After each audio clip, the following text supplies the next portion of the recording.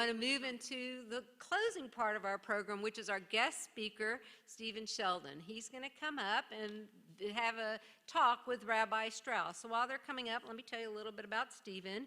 He is a practicing wealth manager here in Houston. He's been doing it for about 20 years. He's written a number of books, but most recently he wrote a novel called See the Beetle, which is a fiction versus his previously financial documents that he's written. He's a graduate of UT. He has a master's degree from Tulane University's Business School, and he lives here in Houston, and we're very honored that his wife Linda's here and his parents are here. So welcome. And also he has 2 grown sons who are in college. So welcome, Stephen. I think you, wherever y'all want to be.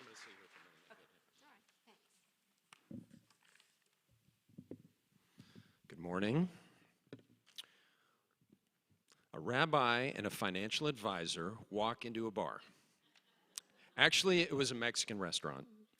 And so begins See the Beetle. We first meet financial advisor Marty Kaplan, who's having a business lunch with his old fraternity brother and client, Rabbi J.D. Aaron.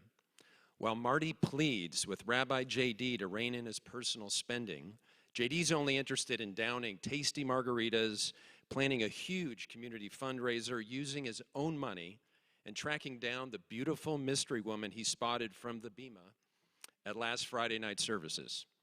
From there, things go from bad to worse for Marty.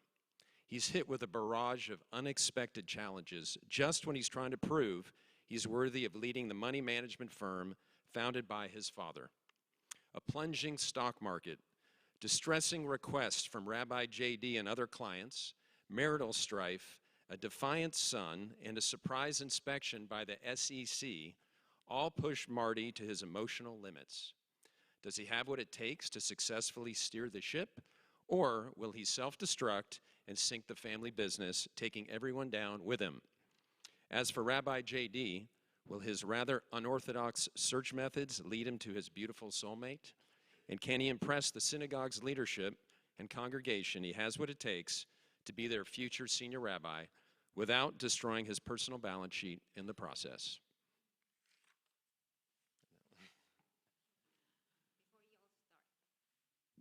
At the end of the, we're here? Yes. Okay, at the end of the program, Stephen will have his books out there in front of Stein Hall, and he'll be happy to autograph a book that you will certainly purchase. All right.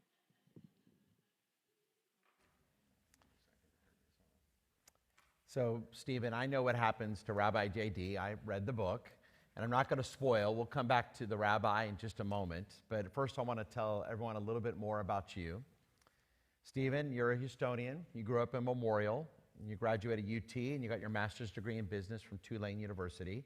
Your parents, Carol and Jerry, are here. Carol and Jerry, raise your hands so everyone can see you. Welcome. It's good to have you two here. And your wife, Linda, you've been married for 22 years with, is here as well. So welcome, Linda. You have 2 boys who both graduated Beth Yeshurun Day School, are now at USC and Cal Poly, and you're active in the synagogue. You've been on our investment committee, 100 Jewish Men.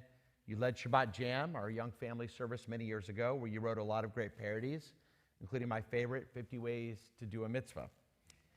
Professionally, you have a career in finance. You worked in banking at Enron, before establishing yourself as a practicing wealth advisor for the last 20 years.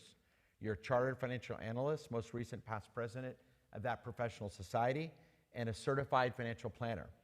I should also add that you are an avid pickleball player, almost a professional pickleball player. You're also an author. This is not your first book, your second book. You published A Wallet in Your Sock, a personal finance book several years ago, and now recently publishing your first novel, See the Beetle. And you've spoken many places throughout the community, most recently at our JCC Book Fair. Thanks, Brian. Is this, can everybody hear me? Is that working? No? Is it on? Did you switch that? Oh, it's here on the top. Oh, there we go. Is that on? There you go. Good, okay. Thank you for that introduction. That actually, I feel like I just got my bar mitzvah charge with the that, and my parents are here. There's a luncheon after. You're giving away gifts. It's, I don't know. I'm having a little deja vu. And I want to say first, thank you for having me. It's a tremendous honor to be here speaking with you all at such an amazing event, honoring congratulations to the honorees. Really nice to be here. Well, it's good to have you here as well. And I thought having this conversation with you and about your book and some of the themes you explore in your book were particularly pertinent for this group. What's going on in our world today, and what we heard today about why we honored the women that we did. So I'm looking forward to this conversation. So first, Stephen, how'd you get into writing? You're a busy guy, you're a father, husband, you have a career. What possessed you to embark on writing a novel?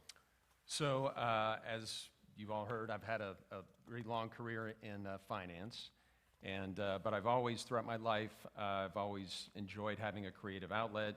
As Brian mentioned, just one of the things, I actually enjoy music as well, and we did the Shabbat Jam services, got to run some fun parodies. I'm one of those guys that I get the call up to do some roasts and toasts at people's events. Brian's been on the receiving end of those. So just having fun with writing over the years. And in my career, I did enjoyed also writing a lot of articles on personal financial planning. And while I was doing that, I always like to try to jazz it up a little bit. It's not, can be a little mundane for some people, but try to have the challenge of taking something that's a little mundane, making it a little more interesting, maybe through an interesting metaphor or something like that, a little joke here and there. And that culminated in writing a nonfiction book several years ago. And that was a bit autobiographical, but some lessons that I've learned over the years, and really enjoyed that experience.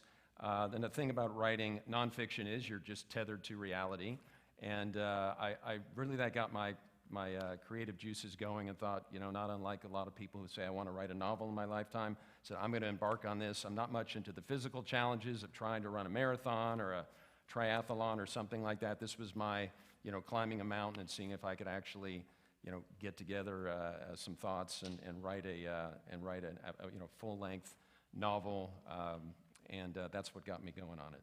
Nice. So I know it's been a lot of fun, and a lot of people are enjoying reading the book. So you started with the trailer for the book a moment ago. Tell us, what was your vision for this book, See the Beetle? So when I embarked on this, I had some big strategic thoughts about putting myself in and I read fiction, but I also read nonfiction, pretty broad types of things that I read. And I thought, as a reader, what would I want to read if I was reading a book like this? So I had some thoughts. I wanted it to be fun. I wanted to be some humor in it. I wanted to have some moments, maybe somebody, there's some laugh out loud, there's some potential tears shed. I wanted it to be, it's an easy read. I wanted it to be also meaningful. People could walk away reading it feeling entertained, yet also come away with some positive messaging. Those were the things that I was aiming for. Also wanted a couple other thoughts, short chapters, because when I read, I don't write really long chapters. And I'd like to be able to go to bed feeling a little sense of accomplishment if you get through something. And didn't want it to be more than 300 pages, something that you could read on an airplane or a couple sittings at the beach, weekend, something like that. All right, so where did you get this idea for this story in See the Beetle? So when you're a first-time novelist and you're looking about a topic or something to write about, the advice that people would give you would say, well, write about something you know. So I started thinking, well, what do I know something about? Well, professionally, I've been a financial advisor, so I know something about wealth management and financial markets. Also been a husband for a long time. You said I just had 22 years of marriage. I've been a father, active in my Jewish community, and a member of a synagogue where I'm on some different committees. And I felt, okay, well, that's a start, but I don't want, if there is a risk here that because of all those things, I come out with a novel. I don't want everybody to think this is actually like, an autobiographical thing. It's not. This is fiction, and I have to keep reminding people that actually who are reading it, and they're going, so when you did this or that, and I'm like, that's not me. But anyway, so I did want to have I did say I can write about something. I think there's a good story there, and in the world that I live in, and create a fictional world from that. So there are some quotes, for example, attributed to the wife of the financial advisor. Is it? Well, I said this is a totally fiction book, except for a few lines that my wife probably has said that are direct quotes. But other than that, other than that. And I think I love your concept, right? Because we all think of our financial advisors, we think of stability. But is this financial advisor, in many ways, is he stable? I don't know. What do you think? Well, the idea for this, the concept of this book was to take somebody who has supposed to represent a stable profession and somebody that brings stability to his world and his clients, and just turn the tables upside down on him, and see, just what can be thrown at this guy, and what can he actually, can he grow from this experience, or as I said in my trailer there, or will it take him down, and a lot of family things going on there for himself as well. Okay, so we're going to get into some of the things that happened to him, and I think one of the beautiful parts about your book, I think for any of us, and by the way, we may not know anything about finances. I mean, a lot of us don't. That's why we have finance. Some of us have financial advisors. But Stephen, I think the nice thing about your book is you don't have to have a finance background to really grow from this book and learn about how this family guy deals with his parents and his son, his wife, and the stresses of his job. Yeah, there is, that was one thing I was also cognizant of. I didn't want this to be something people like, I don't understand stock markets or finance concepts. It's in the book, but it's a backdrop to what's going on. All right, and you also add in synagogue politics and Some clergy, yes, which there is, we'll get there into is, there in just is. a moment. Okay, so it's a very character-driven story. So, Steve, we thought it'd be nice if you talked a little bit about the characters and the themes you cover, this fictional world you created in the book, but you can relate to, obviously, around wealth management, multi-generational Jewish family life, the politics of synagogue life, through these characters. So talk a little bit about the characters and a little bit more about the themes. Well, and I think we have some visual aids there. One thing I would say is there was a couple themes I wanted to explore here that I think everybody could relate to, and a lot of things that actually were discussed in a lot of those introductions we heard from our honorees today. And one of them is that as a financial advisor, it puts you in the interesting vantage point of being able to have a direct line into the psyche of your clients, because you really get to know them pretty well and understand what makes them tick, what excites them, what scares them, what their goals are in life. And over the years of doing this, I've observed and I've been fascinated by the fact that I've seen basically a spectrum that I think everybody struggles with. On one end, you have people that they're kind of maybe had some experiences in their past that have shaped them and created a lot of anxiety about whether it's maybe they've lost money on an investment, or they've had a bad relationship, or they've lost a job.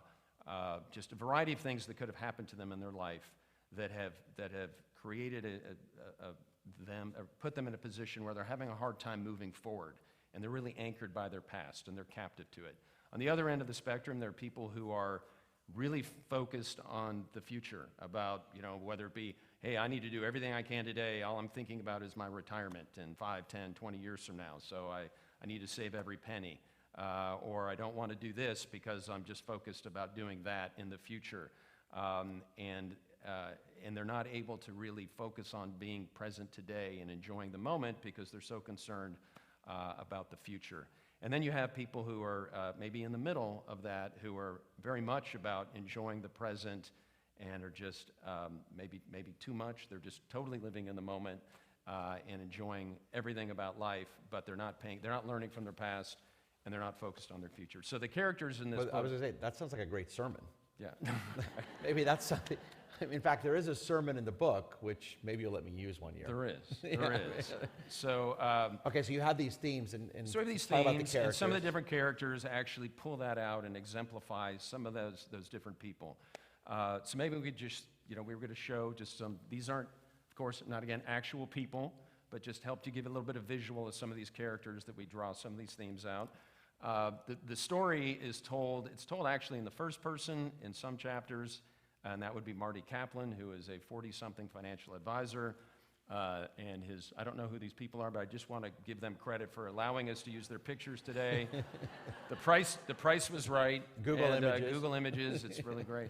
And his wife, Jessica, and any resemblance to my wife, Linda, is strictly sort of purely coincidental.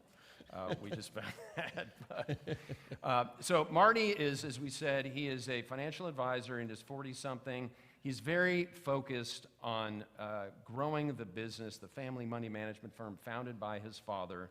And it's a bit of formulaic in that when his father happens to go out of town, all hell breaks loose for him, both personally and professionally. And he has to try to see whether or not he can fix things, so to speak, before the time runs out on him.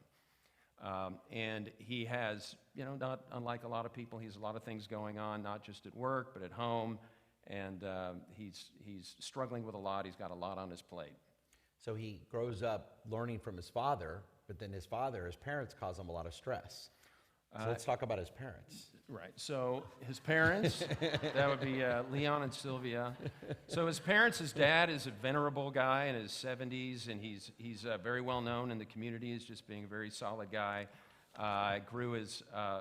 Created a nice business, and now he's at a point where he's struggling because his wife has some health issues, and he is he's trying to keep things together as well. And one big struggle he has is he knows his son is very eager to assume, to kind of take on pass the torch on. His son is wanting to take it and run with it, and he's having his own ambivalence about whether or not he's ready to let go of the not just the business and the baby that he's built for himself and his clients, and to turn that over to his son, who's very much wanting to kind of push things along because he's super eager about getting on with his career. So the tension that never happens in Jewish families. Right, never happens.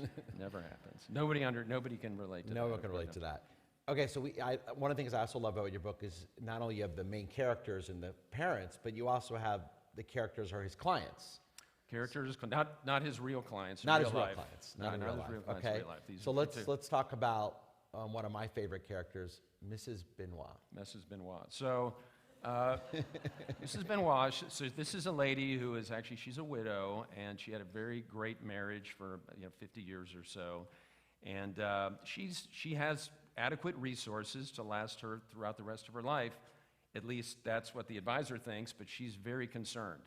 And she gets rattled very easily by things she may see on television or read in the papers. And I'm sure nobody here has ever seen a bad headline and felt like calling their advisor or calling, or getting on and checking their money, see how their portfolio is doing based on the bad things that are going on in the world. But those things are affecting her, and then she is putting that on to, calling her advisor. And she happens to be one of the very first clients that of the firm that the father started, so that even exacerbates the anxiety that Marty is feeling because he feels ultimate responsibility for Mrs. Benoit. It's interesting that you talk about anxiety. I read something about stock markets and hospitals or something. There was a correlation. Yeah, so actually it is, if you think that, you may be, and maybe, hopefully you're not paying attention to the daily moves in the markets, although I will tell you it's actually up this morning. But it is actually a fact that on days when the stock market drops, that hospital admittances for things like anxiety and depression actually go up, like instantaneously, like that day. So how does the advisor help her specifically deal with that tension? Because it's a woman who's a widow and is older, doesn't work anymore. Yeah. So I don't want to give away too much about how that storyline plays out, but and there's a lot of plots and subplots going on in this, but she has to, one thing that I've wanted to bring out here is every character in this book has their own conflicts and their own obstacles to growth, and I think that the advisor learns something from his clients, and the clients learn something from their advisor as well, and I think that's the case of Mrs. Benoit, that I think she has some personal growth, and I don't have to say what happens to her, but okay, anyway. That's for us to read. That's for the rest of you. Okay, so the second of the three characters I want to talk about are, I think my favorites were the Klowski boys. So there's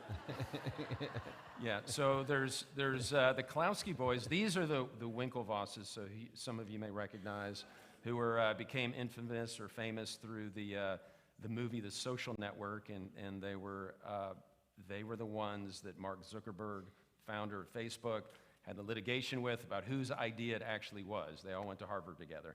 Anyway, so in my book, I thought it would be fun and interesting if the advisor had a couple of young guys who were identical twins who happen to be orphans and they're trust fund kids. And they don't actually, they fancy themselves to be like these guys, but they're not as suave, they're not as sharp, and Marty kind of views them as a little bit of a nuisance. As you know, these guys, they keep coming to him with these ideas, and every one of these ideas involves money, and Marty's job is to keep their trust fund intact for their future. But he also, he's like, they keep coming to me for things, and I keep shooting them down on their crazy ideas, until one day they come to him with a really interesting app idea, and I'm not going to say what it is, but that kind of sets some things in motion. But again, these are some fun characters that again, to kind of throw something, a different spin at the advisor, that he actually now has to feel like he's the father to these guys. All right, so interesting. So he's got his own son and his issues, and now he's got these guys. Yeah. Okay, so there's not a lot of books written about rabbis, fictional rabbis, right? Yeah. And but Rabbi is one of the main characters of this book, and I imagine this rabbi is not based on anyone in particular. Well, obviously, being in the community, and I thought about this. I said, I don't want people to think this is about my friend Rabbi Strauss. So the character in my book, Rabbi J.D. Aaron, he's single, he's independently wealthy, he's an incredibly stylish dresser, and he's got movie star good looks.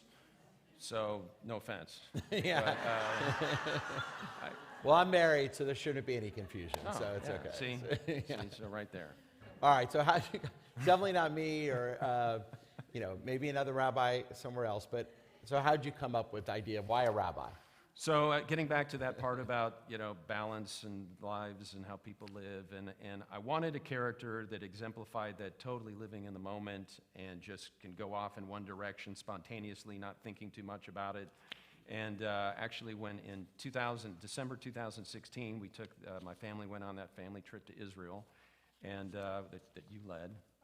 And on the way back, I was thinking about how there are people that, take this trip to Israel, and they're so moved spiritually and by the experience that it sets them off in a different direction and in their lives. And I thought, well, what about a guy who actually had a profession, got to his 40s, and he already did okay in his regular career, and then he has this experience in Israel, and it just, because he's a somewhat impulsive, enigmatic person, and just like that, he decides, I'm going to go become a rabbi.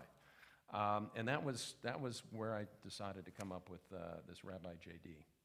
And he's definitely very human. I love that he's a rabbi, but he's got these real human flaws and struggles. He has all these things. As I said, he's a bit of an enigma. And what I also thought was, well, he becomes a rabbi, but he doesn't leave behind a lot of the things of his life that he was like beforehand. So he happens to be still kind of a frat guy, and he likes to go out, and he likes to drink, and he's divorced, and he's a bit of a serial dater and a bit of a ladies' man, but he is trying to find, as he struggles, he's trying to find his ultimate soulmate in life. And he has this moment at the beginning of the book where he does spot somebody he thinks is the one. And he goes on a bit of a quest to find her.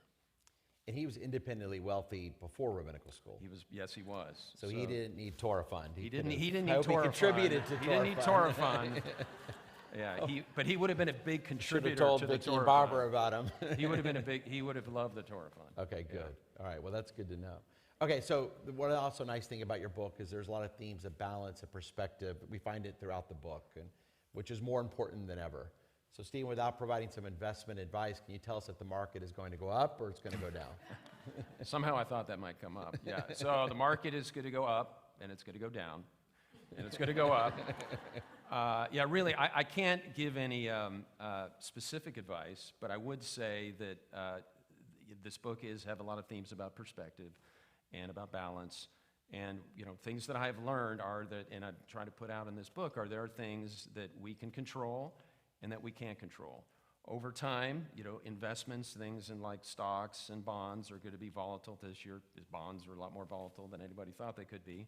But over the long run, these things and these investments should do well for you. But in the near term, anything can happen. But those are the anything can happen part is the thing that we can't control. But the things that we can control are things like, well, how much money do we keep in the bank? And if we have enough money in the bank that we can live off of to meet our expenses for the next couple of years, depending on your situation, then you shouldn't let the market movements bother you. We can control how often we actually go check our accounts and see, oh, did I make the money today or did I lose money? Doing that too often is proven to be lead to bad investment behavior.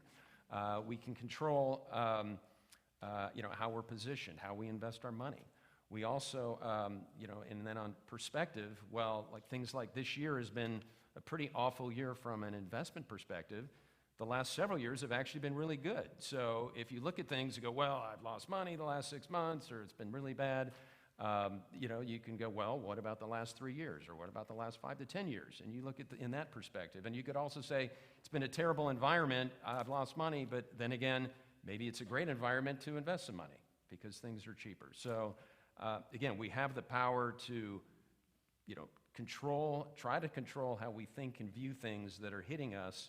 Everybody has setbacks. In a way, the stock market, interestingly enough, I will say one of the big plot lines here is that there's a big stock market correction going on in this story, and it's caused by a potential military showdown between the U.S. and another superpower. So now that I feel in a way, I'm kind of living this book this year, but it's a lot of things are kind of coming to. You wrote this book last year, so this is before Ukraine. A few years ago, yeah. But I worked on this book for about 4 years, so. Gotcha.